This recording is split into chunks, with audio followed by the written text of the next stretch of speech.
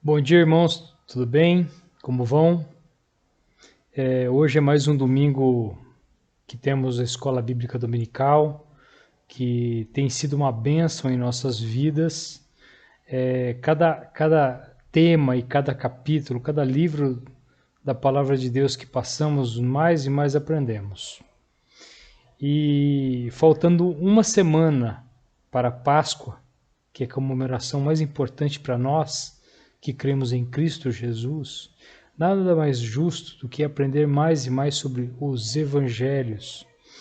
E nós estamos falando agora de Marcos, o Evangelho de Marcos, que tem sido e será uma bênção em nossas vidas a cada dia que aprendemos mais sobre ele.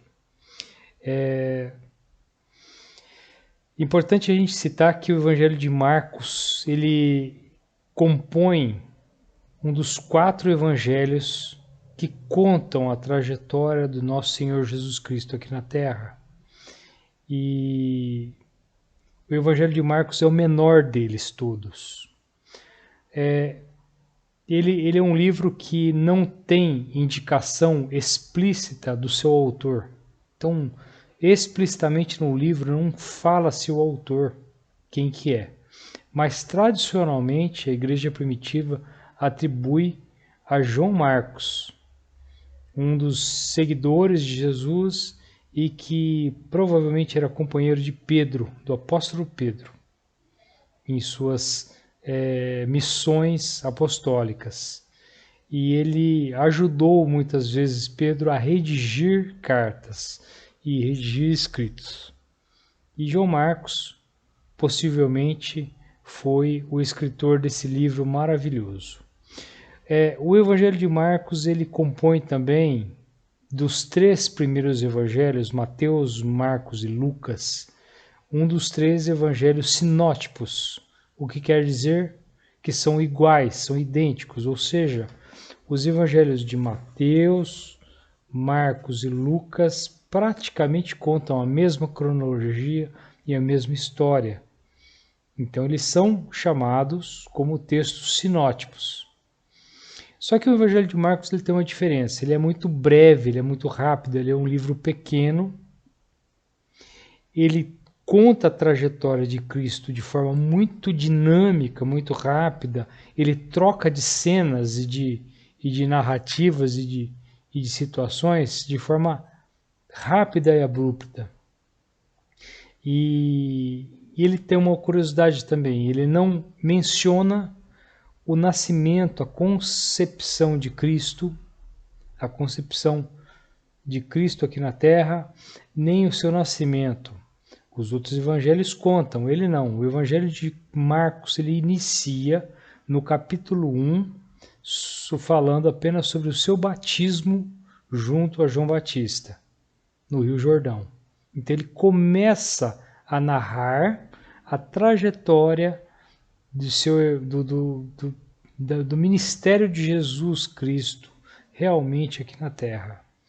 Ele não conta sobre a história da sua família, como que ele foi concebido, ou textos da sua infância, da sua juventude, nada disso. Ele conta a partir do momento em que Cristo é batizado e é tentado no deserto. Ponto. Então ele é um livro extremamente rápido, curto e dinâmico. Ele tem um dinamismo na contagem de toda essa trajetória que Jesus teve aqui na Terra, tá? E nós vamos estudar os capítulos 2 e 3 hoje.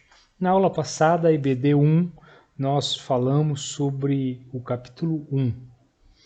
E Jesus, no capítulo 1, ele começa já a operar milagres naquela região da Galileia, principalmente na cidade de Cafarnaum. E lá ele começa a operar milagres e começa a criar ele começa a ser reconhecido e toda aquela população começa a buscá-lo de forma muito grande. o que acontecia naquela região da Galileia chegava até os confins de Jerusalém, até os confins de Judá. Então, Israel como um todo e todos os arredores começam a saber e a conhecer a fama de Jesus. E a gente tem que imaginar, contextualmente, que nós estamos falando há 2000 anos atrás, no qual a população, grande parte, era pobre e tinha uma carência imensa de saúde. Não existia saúde como nós conhecemos hoje, hospitais, médicos, enfermeiros, remédios.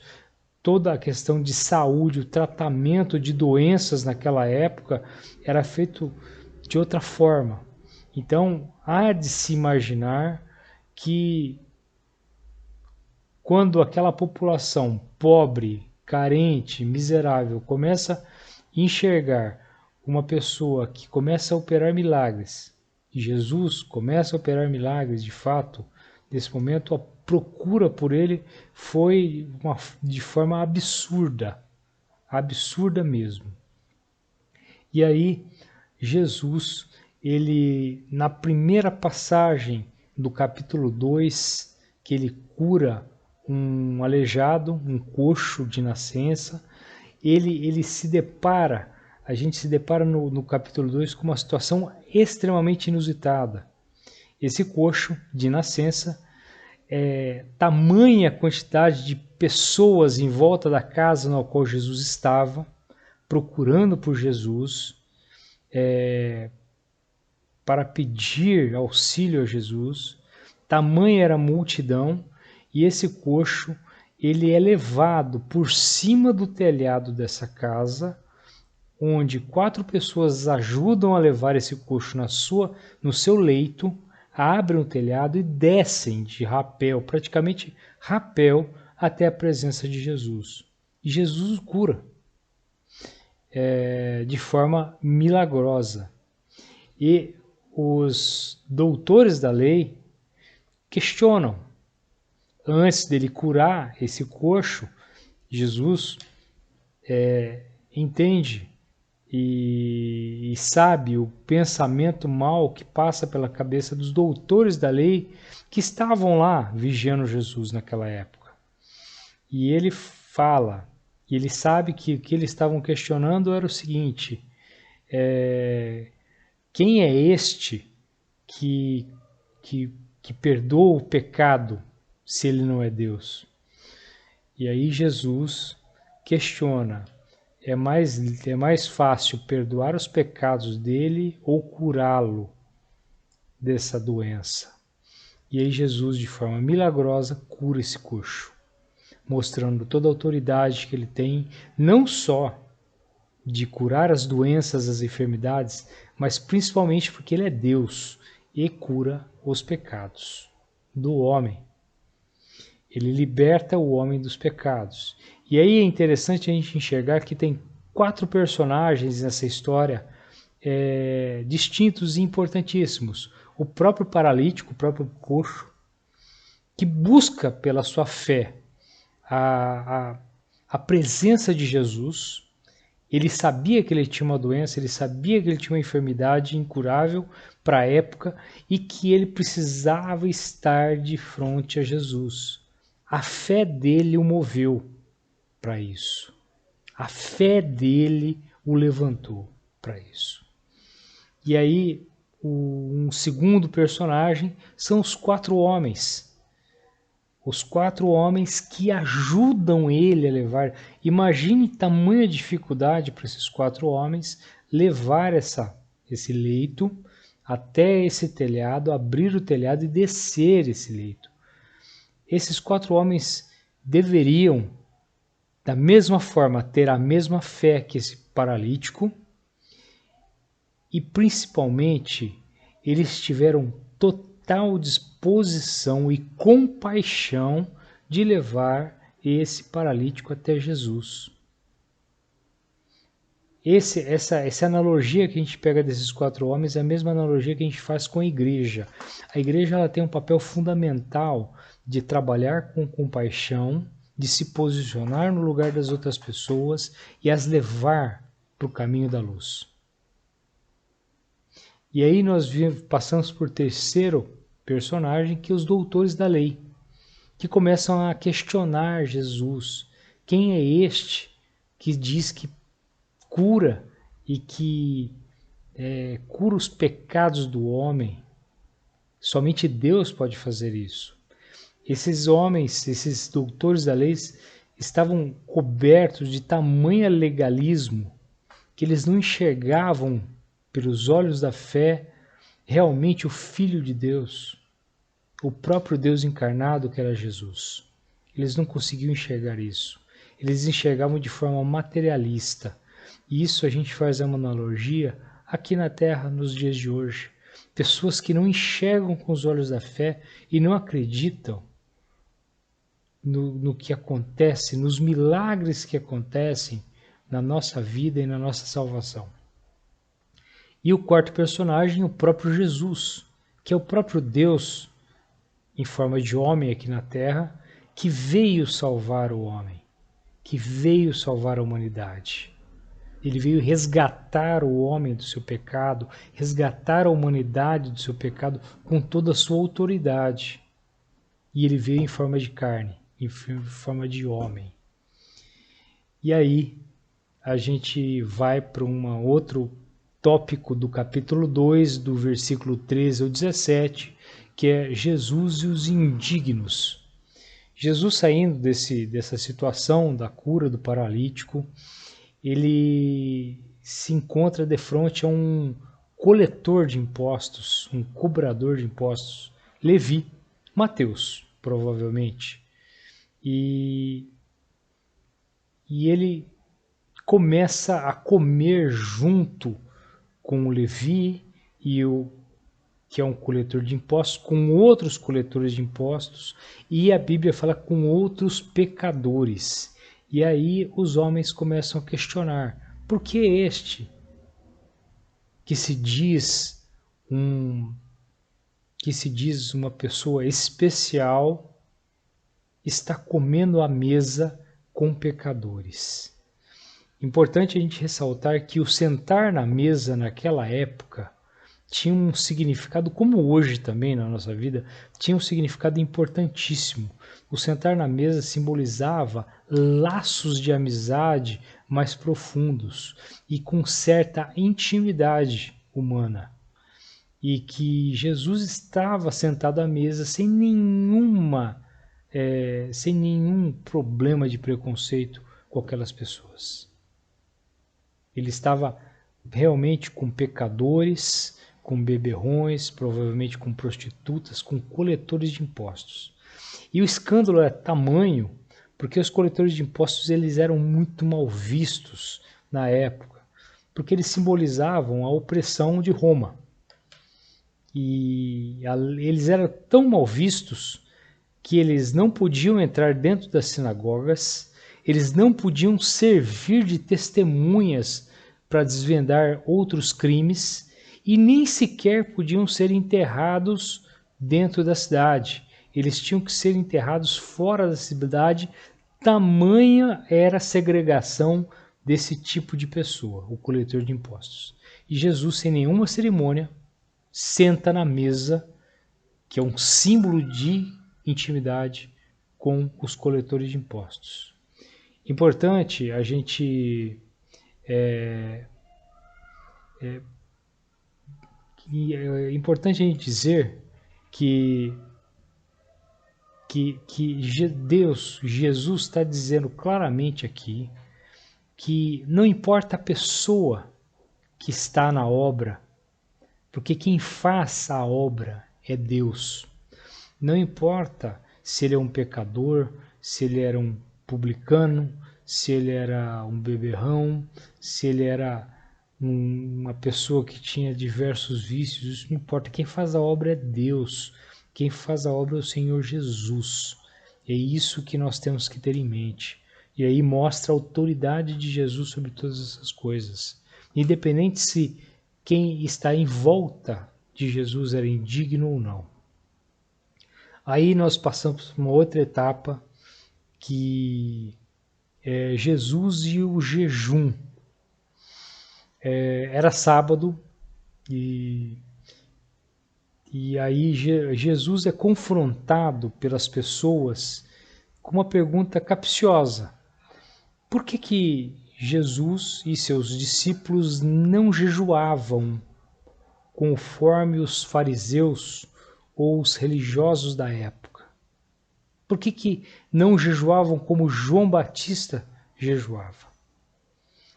O jejum era uma prática, e é uma prática até hoje, religiosa e de fé, de você submeter-se a Deus, de você mostrar a sua inferioridade e a sua de mostrar a sua humilhação ao Senhor. E esse jejum ele não precisa ser só de alimento, ele pode ser de alimento, de água, de bebida, de outras situações que você se abstém. É uma forma de você se humilhar. E para aquela época, como nos dias de hoje também, o jejum ele acabou tendo uma conotação de grandeza social, de grandeza pessoal, de engrandecimento da pessoa. Ele acabou sendo uma forma, um ato de ostentação religiosa e não um ato de humilhação misericordiosa perante Deus. É um ato de ostentação. É muito feio quando a gente encontra pessoas que se dizem crentes, se dizem acreditar em Jesus e exaltam muito as suas dificuldades ou as suas formas religiosas de demonstrar de forma exacerbada o quão ele é espiritual. É muito feio. Não precisa disso, né? E na época eles estavam colocando isso com esse sentido conotativo, esse sentido de ostentação religiosa. E Jesus responde de uma forma magnífica essa questão. Ele diz o seguinte: que adianta fazer jejum agora enquanto eu estou aqui? Depois que eu for embora, aí podem fazer jejum, podem jejuar. Ele em nenhum momento descaracteriza o ato de jejuar com uma atitude de humilhação perante Deus. Pelo contrário, mas ele realmente condena o ato de jejum como ostentação, como forma de demonstrar uma espiritualidade forjada, falsa, para aquela pessoa. E aí é interessante que Jesus coloca um aspecto importante para a gente entender sobre ele. Jesus não é um detalhe apenas na nossa vida. Ele é a nossa nova vida. E é a nossa nova aliança com Deus. Jesus não é um plus a mais, não é algo a mais que foi colocado na nossa vida, dentre várias coisas e virtudes que a gente foi acumulando na nossa vida. Não. Jesus não é um detalhe. Jesus é a nossa própria vida. É a nossa própria nova aliança com o nosso Senhor. E aí, andando mais, Jesus acaba se defrontando com outros questionamentos. Eles estavam em sábado, no dia de sábado, e são deparados os discípulos de Jesus colhendo espigas de trigo para comer naquele dia. Estavam com fome e começam a colher espigas. Até aí não há problema algum para a época de você fazer isso. O grande problema era por ser um sábado. E para os judeus da época e até os dias de hoje, o sábado é sagrado. E por que Jesus permitia que os seus discípulos colhessem espigas justamente no sábado? E aí Jesus coloca É importante que Jesus coloca a seguinte situação. Não foi o sábado ele foi feito para o homem, não o contrário. Não o homem foi feito para servir o sábado. O sábado ele existe como uma pausa na semana para que as pessoas pudessem adorar a Deus, cultuar o Senhor Deus. Mas não o homem foi feito para cultuar o sábado ou para servir o sábado. Isso é importante ressaltar. E isso é um paralelo que a gente faz com as outras religiões e religiosidades. Religiosidade é qualquer esforço que o homem faz para alcançar a Deus. E Jesus não veio aqui na Terra para fundar uma nova religião. Ele veio para nos libertar do pecado, ele veio para nos salvar, para nos trazer de volta à vida eterna, à luz. Isso é importante. Nós não estamos aqui para servir o sábado, mas sim o sábado, ou o domingo, ou o dia do Senhor, para ser servido, para que nós possamos fortalecer a nossa fé. Passamos para o capítulo 3, e aí Jesus ele tem uma outra situação, que é a cura de um homem com as mãos mirradas dentro da sinagoga.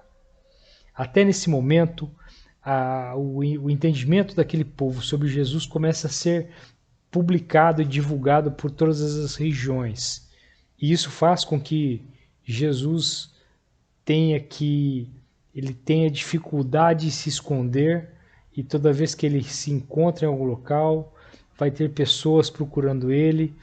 Provavelmente muitos senhores da lei começaram a marcar presença junto a Jesus para verificar o que ele estava fazendo, para já tentar colocar culpa nele.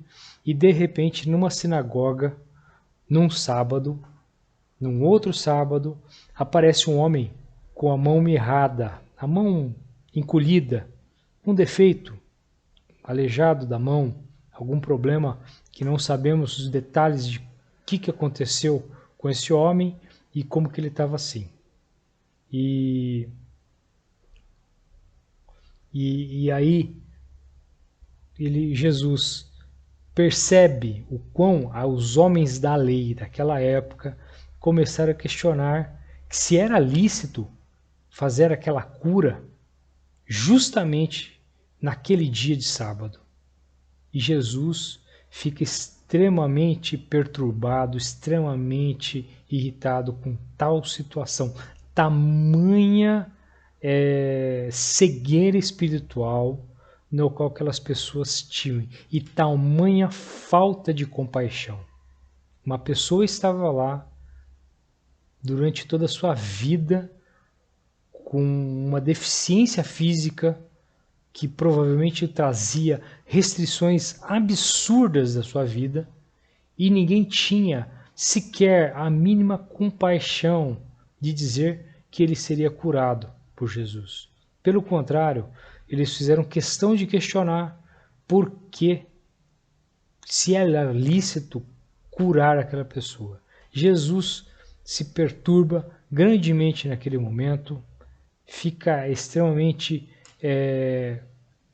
irritado com aquela situação e cura aquele homem, mostrando o poder de Deus e principalmente a compaixão que deve existir entre os homens.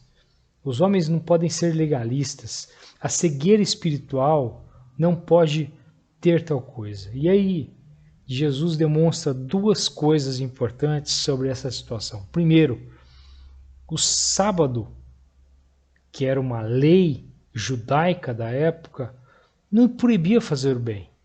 Proibia fazer trabalhos, atividades, ganhar dinheiro, cuidar do campo, cuidar da casa, mas não proibia de fazer o bem. Se você pode fazer o bem para uma pessoa que está necessitada justamente no sábado, por que você vai se recusar a fazer isso? Que falta de bom senso, que falta de compaixão enorme, imensa. Esse é o primeiro ponto que Jesus demonstra. O segundo ponto é que Jesus não fez nenhuma atividade que realmente pudesse ser repreendido pelo dia de sábado. Ele simplesmente falou, estenda a mão. Ele somente falou, e falar era permitido no sábado.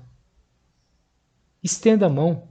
E o homem com tal deficiência estendeu de forma milagrosa as mãos. É importante a gente entender como Jesus começa, naquela época, mostrar um novo significado da fé em Deus. Um significado totalmente diferente, no qual aqueles doutores da lei, estavam imputando na população em geral. E aí, a gente entende, a partir do capítulo 3, na escolha que Jesus faz de cada um dos seus apóstolos, dos seus seguidores, o como ele escolheu cada um deles de forma detalhada e interessante, né? Ele escolheu aquelas pessoas segundo a sua vontade, independente do perfil da pessoa, do tipo que a pessoa era. Ele escolheu pessoas para pregar a palavra do seu reino, para ter uma vida com ele, pessoas que, independente, seriam, além de pregar a palavra de Deus, o evangelho de Jesus, ele também ia viver com Jesus, ia ficar com Jesus, e Jesus ia ficar com eles. Pessoas que iam conviver, pessoas imperfeitas, que tinham suas imperfeições, um cobrador de impostos, um pescador bruto, estúpido, outras pessoas com singularidades e imperfeições distintas, e que ele acolheu essas imperfeições e trabalhou elas. Um grupo plural. Jesus não escolheu nem de esquerda, nem de direita, nem do centro, escolheu todos. Ele pegou um grupo plural, todas as facções da sociedade, todas as partes da sociedade da época, ele pegou e trouxe a si. E trabalhou como um grupo coeso. E deu a cada um deles autoridade para libertar os oprimidos. Para libertar todos aqueles oprimidos. E aí, para finalizar, no final do capítulo 3, Jesus cura um endemoniado, mais um endemoniado que ele cura lá em Cafarnaum. E aí as pessoas, os homens da lei, para tentar denegrir a sua imagem, começam a questionar e dizer que Jesus expulsava demônios no nome de Beelzebu. Beelzebu é o senhor das moscas, um demônio. E aí Jesus faz o seguinte questionamento que refuta qualquer acusação imprópria. Ele diz claramente como o próprio Satanás vai querer se destruir a si mesmo. É improvável, é impensável, é impossível acontecer isso. Como uma família vai se auto-implodir, vai se destruir, vai se minar. Não tem sentido algum essa alegação que os doutores da lei estavam fazendo para Jesus. De forma alguma. Jesus expulsava em nome de Jesus, em nome do Senhor Deus, porque ele tinha autoridade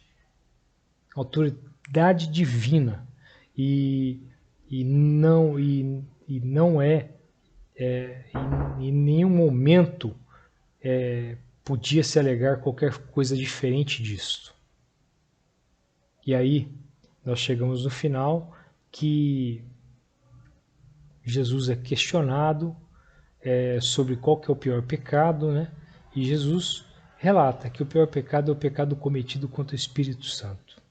E é importante a gente ressaltar que na palavra de Deus diz que o pior pecado que nunca pode ser perdoado é o pecado contra o Espírito Santo. E não quer dizer apenas uma alegação verbal contra o Espírito Santo, e sim uma atitude que restringe essa pessoa de ter acesso a Deus mediante o seu Espírito aqui na Terra. É isso que Jesus está dizendo nesse momento. Esse é o maior pecado, a gente ter total resistência mediante a palavra de Deus, de estar na presença com o Espírito Santo de Deus. Não simples palavras jogadas ao vento que são pecaminosas e impagáveis, mas sim o ato contínuo, o ato reiterado de você se afastar do Espírito de Deus. E é aí que é o pecado que não tem salvação. Nós temos que agradecer hoje por essa linda palavra, por essa narrativa belíssima que o Evangelho de Marcos nos traz, capítulo 2 e 3, que aprendemos mais e mais de Deus, mais e mais da presença de Jesus, conhecemos mais e mais o Senhor Jesus, e Ele mostra as suas características e o que Ele lutou naquele período e até nos dias de hoje sobre a miséria espiritual, a religiosidade implacável e enganosa, e Ele desbanca toda essa situação. Agradecemos muito a Deus por estarmos na presença dEle hoje e por esse dia abençoado, por esse domingo que aprendemos mais e mais do nome do Senhor Jesus. É isso que oramos e agradecemos em nome do Senhor Jesus. Amém.